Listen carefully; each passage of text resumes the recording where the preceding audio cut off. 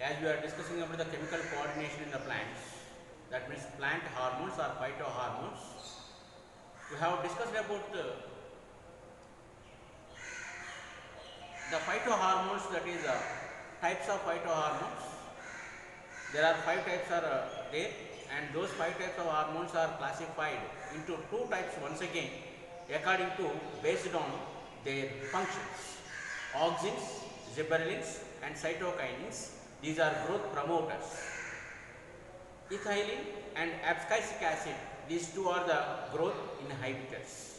Okay, based on that, these are 2 types. We have discussed already about the auxins. Okay, and today we are going to discuss about the functions of the auxins in the plant, as well as about the one more hormone called as gibberellins. Those we are going to discuss today. Okay, the first of all, the functions of auxins.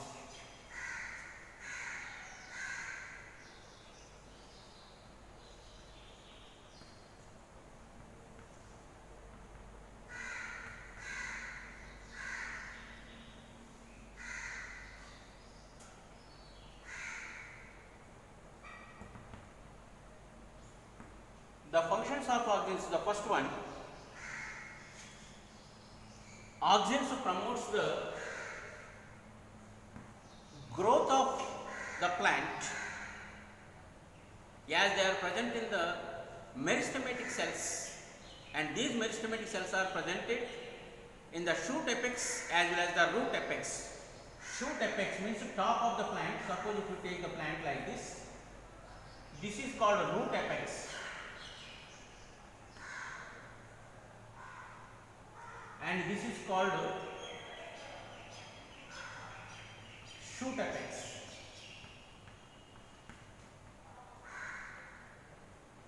So the meristematic tissue is presented in these 2 areas. So the auxins also presented in these 2 areas mostly. So they increase the size of the plant. They help in the growth and development of the plant because of these auxins.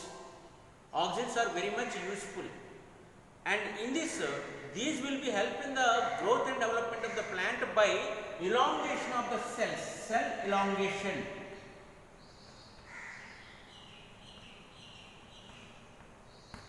You know that what the meaning of elongation means, stretching of the cell. If you take a rubber band and stretch like this, what happens? The size of the rubber band will be increases. In the same way, the cell wall which is presented in the plant cell, around the plant cell, that will be stretched, become flexible and stretched because of the activity of the auxins. It is become like a rubber band. So when the cell is stretched like this, the size of the plant also will be increases. Here the growth and development by auxins will be done only by cell elongation, not by cell division. Remember this, only by cell elongation, not by cell division. Okay, understand? Next, the second one is apical dominance.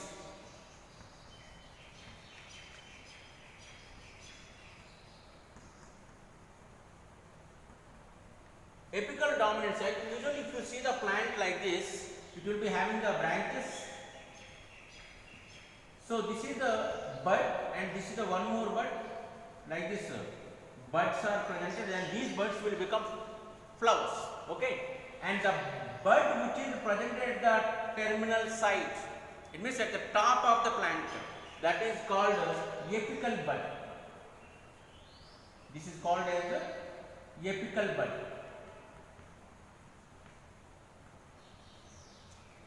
And the bud which is presented very next to the apical bud, this is called lateral bud.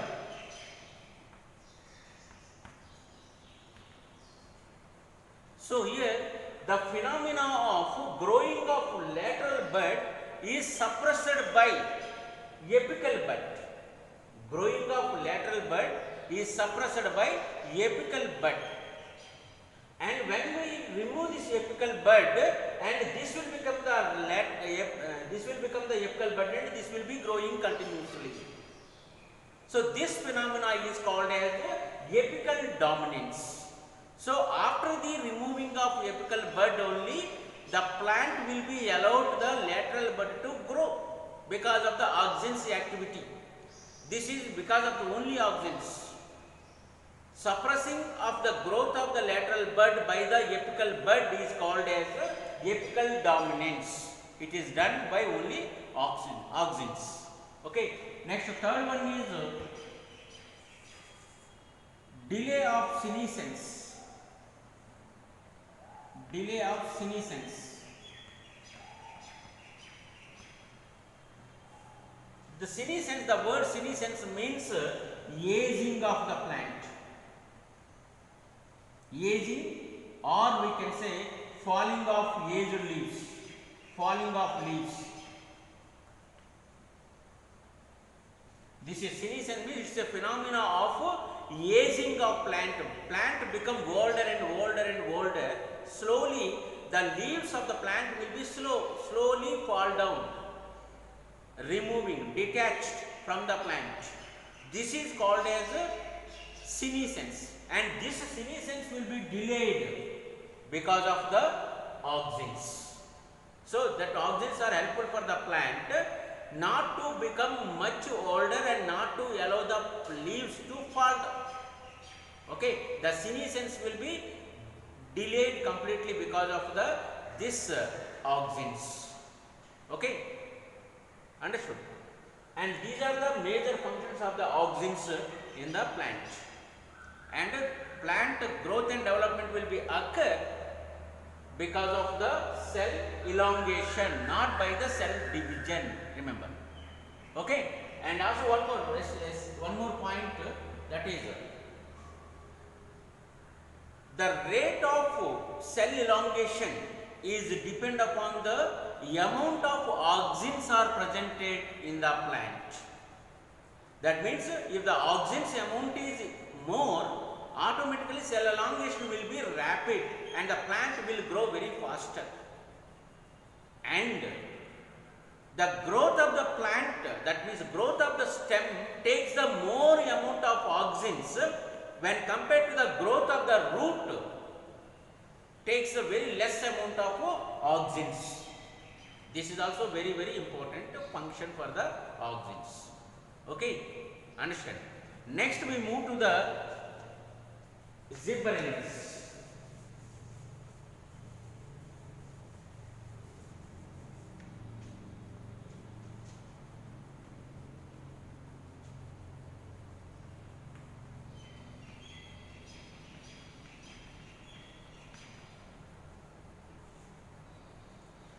Gibberellins, these also growth promoters, one of the growth promoters, plant hormone, one of the growth promoters, and there are so many types of gibberellins are there, GA1, GA2, GA3, GA4, so on. GA1, GA2, GA3, so on. Gibberellic acid, actually this is gibberellic acid, Ga. Simply we can say gibberellins, also no problem. Among all these gibberellic acids, Ga3 is very common in the plants. Okay, and Ga3, that is gibberellic acid 3, is very powerful, and the functions of the gibberellic 3 or gibberellic acid is the first one, the functions of gibberellic acid. The first one. Here also cell elongation. It is also helpful for the plant. It is also helpful for the plant by elongating the cells, not by division of the cell. Elongating the cells in between the internodes. So this is called as a node, and this is called as a node. So a space between the two successive nodes, a place between the or the space between the two successive nodes is called as internode.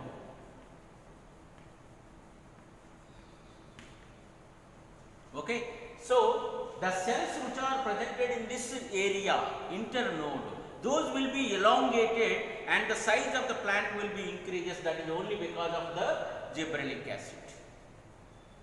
Okay, and second one, it is also help in the delay of senescence. As I told you already, senescence means it is also does not allow the plant to leave the or to detach the leaves earlier. The detaching or the falling of leaves will be delayed because of the gibberellic acid or gibberellins. Actually, the gibberellic acid first discovered by Japanese farmers. They have found one fungi organism is growing on the agricultural fields, agricultural plants, and it was improving the growth of the plant rapidly. So on that they worked on that, and they have found that one some of the fungal organism, that is Gibberella fusicuri. Gibberella fusicuri, it's a fungal organism which is acting on the plants, and by that the gibberellic acid is extracted and using especially in the horticulture, agriculture, for preparing of the fruits. Okay, and that is third one is producing of the parthenocarpic.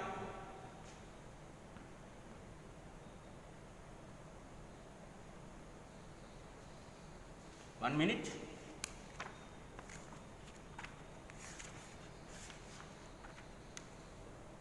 Yes, correct. Parthenocarpic.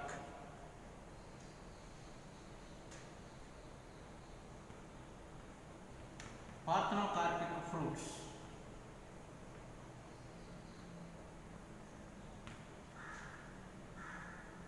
Here, parthenocarpic fruits means the fruits which are grown without the fertilization. The fruits which are grown without the fertilization. That is called parthenocarpic fruits, and the procedure is called as parthenogenesis. Parthenogenesis is a procedure where the seedless fruits will be produced without the fertilization. Suppose if the fertilization is done, seed will be produced. Okay, but without the fertilization, no seed will be produced, but the fruit is developed because of the gibberellic acid. That is called parthenocarpic fruit, and the phenomena is called as parthenogenesis. Okay, the production of the fruits without fertilization, banana, tomato, as well as grapes, even watermelon also they are trying to produce like that nowadays. So these are the parthenocarpic fruits, and not only this gibberellic acid, even the auxins also used for this parthenogenesis.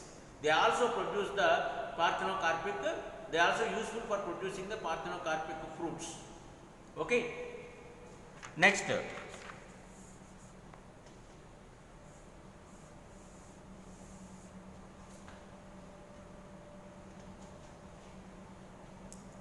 So that is about the parthenocarpic fruits and functions of the gibberellic acid. Especially cell elongation will be taking place in between the two successive nodes, that is called as internode. The cells which are presented in the internode, those will be elongated. Here also the growth of the plant is increased only because of the cell elongation, not by the cell division. Remember.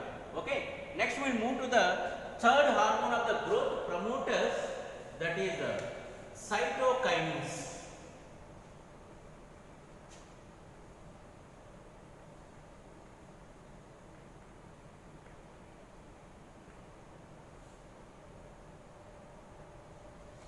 Cytokinins, growth promoters, and these are mostly very recently means in the year 1950. These were discovered by Skoob, a scientist called as Skoob, and Miller. These two scientists worked on that, and they discovered that cytokinins in the year 1950, and these are also very much useful. These are also growth promoters. What are the functions of these cytokinins? Let us discuss.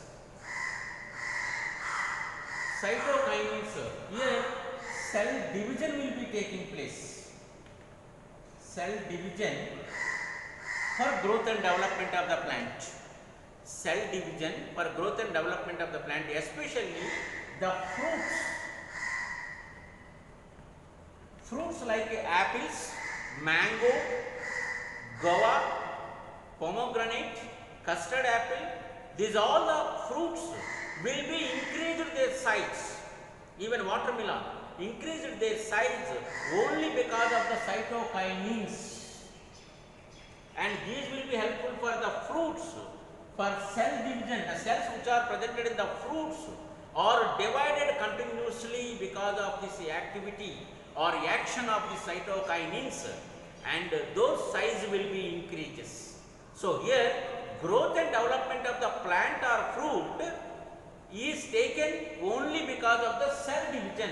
That is also action of the cytokinins, not because of the cell elongation. Remember, when the cell elongation, the length of the plant will be increases, but the size of the fruit will not be increases. The size of the fruit will be increased only because of the cell division. That is also action because of this cytokinins.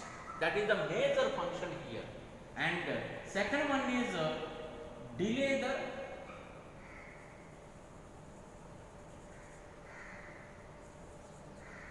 break.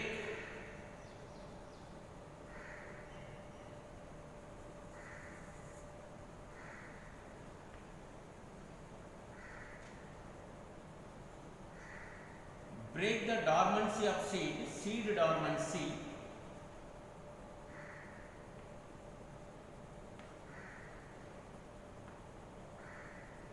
and help in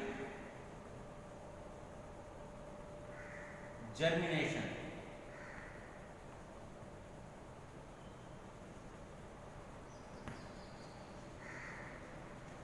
So break the seed dormancy. What is the meaning of this dormancy?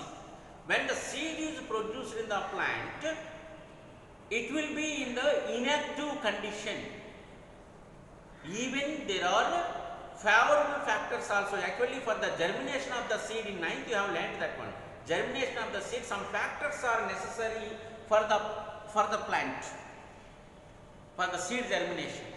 Those factors like water facility, air facility, that means oxygen providing of the oxygen, as well as the temperature, right temperature should be provided.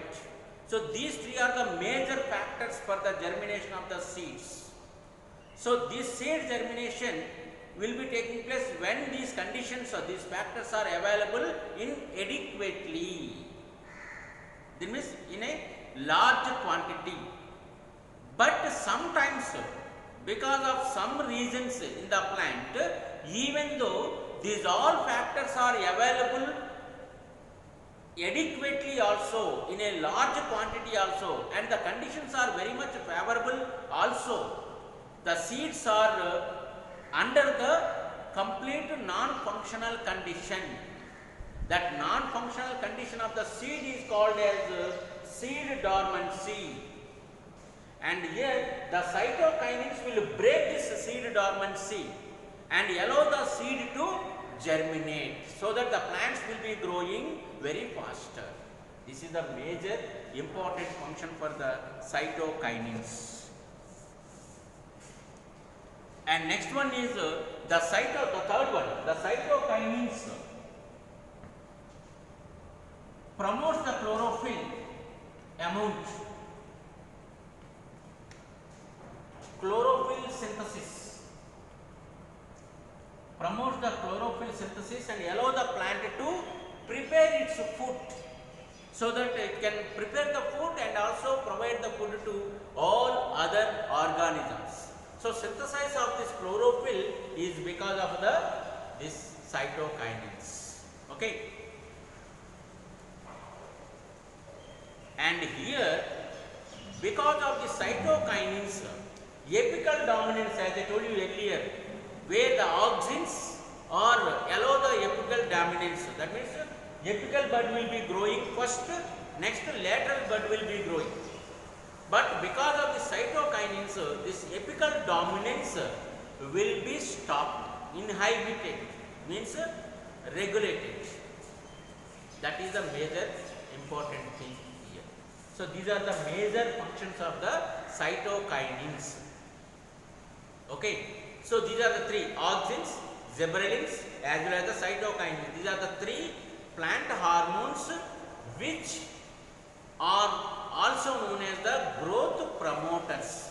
In the next video, we will discuss about the growth inhibitors. Okay. Thank you.